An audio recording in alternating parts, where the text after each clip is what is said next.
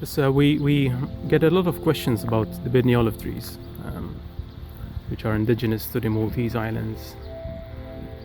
So a lot of people ask us about the main characteristics of the Bidni.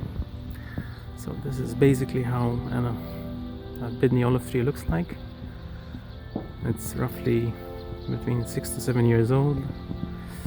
So one can safely conclude that it's a very fast and vigorous grower as a tree.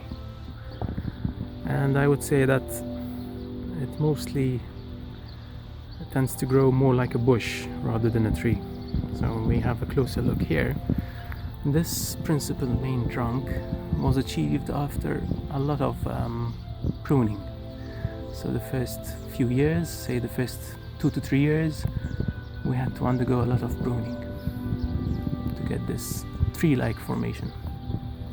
But yeah, if left to its own devices, I would say the Bidni would grow more like a bush.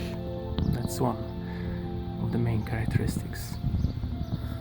Another one is definitely the leaf shape and size. The Bidni tends to have smaller leaves by comparison to other varieties.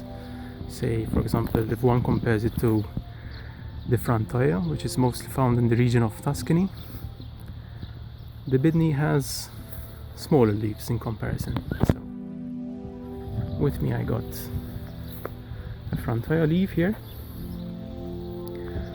and if one compares it to the Bidni, there are stark differences.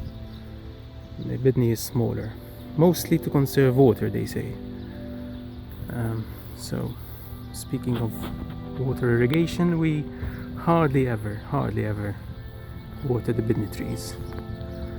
In fact, we only water them in the first few years, I would say in the first 1 or 2 years, and then that's it.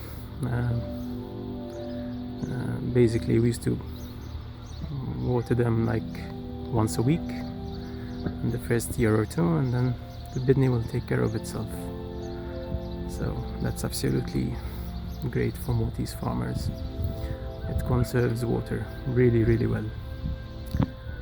So currently it's May 2021, and we can also observe some fruit formation, which is great because it's an early harvest. So we can see here some fruit formation taking place, little Bidnis,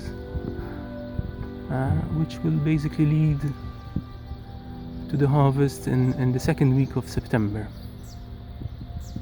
Again, it's a really early harvest when compared to other varieties.